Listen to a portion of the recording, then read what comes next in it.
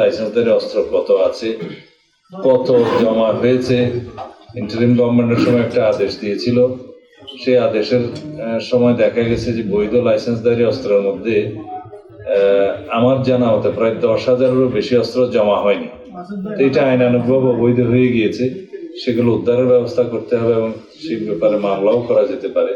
সেটা কোথায় কি অবস্থা আছে, ইন্টারিম গভর্নমেন্টের সেই পদক্ষেপের ব্যাপারে কতগুলো মামলা হয়েছে, এগুলো সব আমরা এখন রেগুলার করব। আর পুলিশের সব পর্যায়ে আমাদের জনবলের অভাব আছে। এখন আপাতত ইমিডিয়েটলি আমরা 2,701 জন কনস্টেবলের পদ খালি আছে, সেটা জরুরি ভিত্তিতে নিয়োগের জন্য আগের বিদ্যমান প্রক্রিয়ায় 2,701 সেটা আমরা নির্দেশ দিয়েছি, সেটা শুরু হবে। আর পাসপোর্ট নিয়ে প্রায় সময় জনগণের পক্ষ থেকে বিভিন্ন রকমের অভিযোগ আসে, ইদানিং অবশ্য কম, যেটা এই পাসপোর্ট হয়ে যাওয়ার পরে। আগে মেশিন রিডেবল পাসপোর্টের সময় ছিল, তা হচ্ছে আমাদের জনসংখ্যার অধিকাংশই এখনো অনলাইনে ইলেকট্রনিক ভাবে অ্যাপ্লিকেশন করতে অভ্যস্ত নয়। সেই জন্য কারো কারো সহযোগিতা নিতে হয়। কোনো যারা আছে আর কি অনলাইনে কাজ করে কিছু, এটাও একটা পেশার সৃষ্টি হয়েছে যে তারা এই কাজগুলো করে নিজেরা কিছু আয় রুজির ব্যবস্থা করে সহায়ক হিসেবে কাজ করে। কিন্তু তাদের মাধ্যমে এমনকি পাসপোর্ট অফিসের কিছু লোকজন তাদের যোগসাজশে জনগণের মধ্যে একটু ভোগান্তির সৃষ্টি হয়, সেটা এখনো আছে, অভিযোগ পাওয়া যায়। সেটা নিরসন করার জন্য আমরা একটা আজকে আলোচনা করে একটা পন্থা বের করেছি, সেটা পরীক্ষামূলকভাবে আমরা দেখতে পারি।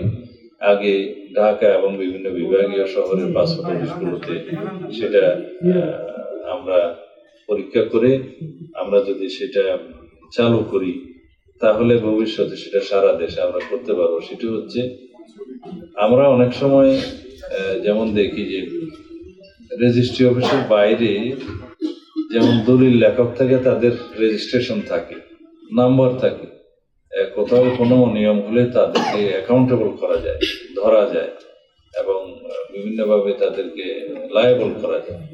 তো সেই রকম কোনো সিস্টেমের মাধ্যমে এখানে অনেকটা সহজীকরণ ব্যবস্থা আর কি, এনলিস্টেড সহায়তাকারীর ব্যবস্থা করা যায় কিনা পাসপোর্ট অফিসগুলোর বাইরে সেই দলিল লেখকদের আদলে, তাহলে কিছু কর্মসংস্থানের সৃষ্টি হয়, জনগণের জন্য সহজ হয়, সহজীকরণে তারা সেবাটা সহজে পেতে পারে।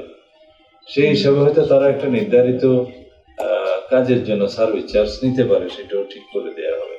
এটা আমরা পরীক্ষা করে দেখছি, যাতে করে পাসপোর্ট অফিসে মানুষের ভোগান্তিটা না হয়। এটা তো বেসরকারি সহায়তাকারী, বেসরকারি এখন যেভাবে করছে এগুলো বিচ্ছিন্নভাবে করছে, এটাকে একটা পদ্ধতির মধ্যে নিয়ে আসা যায়, সেটা চেষ্টা সেই রকম চেষ্টা করি।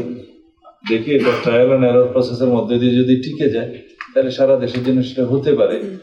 এখন রেজিস্ট্রেশন অফিসের আদলে যেভাবে রেজিস্টার্ড দলিল লেখক থাকে, সেই আদলে যদি আমরা এখানে কিছু কর্মসংস্থানের সৃষ্টি করতে পারি, রেগুলেট করা যায়, জনগণও যদি সেবা পায়, কোনো অনিয়মগুলো যাতে তাদের ধরা যায়, সেই বিষয়ে